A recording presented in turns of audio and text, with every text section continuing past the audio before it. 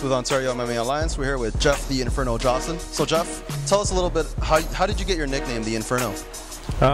Really, I never had a nickname, and one day we were sitting around, and I was just getting actually a website design. Everybody's like, you gotta have a nickname and the theme of the website, and I really wasn't sure, you know, what to go with, and you know, they had a big talk, and we ended up coming up with the Inferno. I just kind of always thought of the Inferno as you know, a big fire, and when you're close to the fire, it's a very scary thing. My dad, he started the martial arts school 45 years ago, and he threw me in there when I was like 4 or 5 years old. I remember kind of always wanting to quit and do other things, and you know, when you're a kid, I wanted to play hockey and stuff. Eventually, he let me stop. I did it from about 5 to 10. He let me stop for a few years, and then I got back into it on my own. And when I made the choice to get back in on my own, because I was going to get in a fight in high school, I was like, I never missed a class since, so I was hooked. So when I made the choice for myself, I was, you know, that was the end of it. I was there all the time training. Mixed martial arts was just kind of a progression of what I was already doing. I had a karate black belt. I'd done a lot of kickboxing stuff. And then when I started learning Brazilian Jiu-Jitsu, it was really the only place that I could combine the wrestling, the boxing, the Brazilian Jiu-Jitsu, the karate, all into one competition. It's easy to make a big move, but that makes me lose my balance. I have no counterpunch. He jabs, the smaller you move, the bigger. I ended up starting MMA competition when I was 27. And I don't know if it was because Hoist Gracie kind of was my idol, and he was about 27 when he won the original UFC, so you know, that was kind of my goal, to start at 27.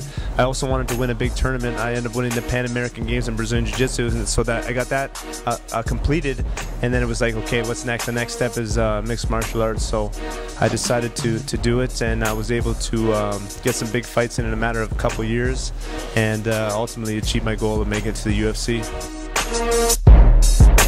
Fortunately, I never had to have a job that didn't involve punching, kicking, and choking people my whole life. This has been my only job. I think I made hot dogs at the Iverwood Stadium for about 2 weeks, and I quit. I couldn't take it. So, you know, I've been really lucky to have this as a job.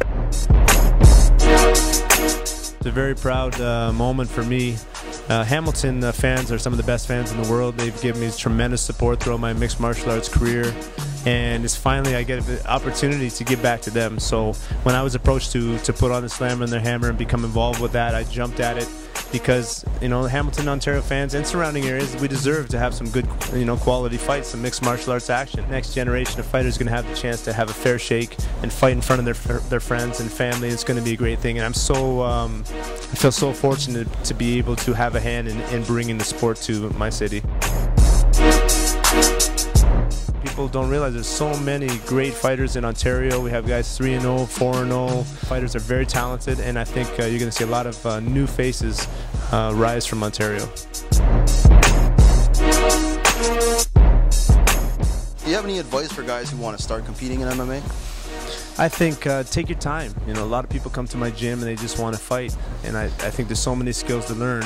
If you're unprepared, the cage is probably the scariest place that you can be, and it's a dangerous place. So you have to prepare your skills, take your time, don't rush, listen to your coaches. They'll tell you when you're ready, and strive to become as well-rounded as you can. There's so many skills to learn. You can spend a lifetime learning and still not know everything. So you have to really absorb everything that your instructor's teaching you. So whether that be to write notes down, to practice extra with your friends or your teammates, you know, you can't just learn and then forget about it. You got to learn and learn and learn. You have to be obsessed if you want to become a champion. 1, 2, 3.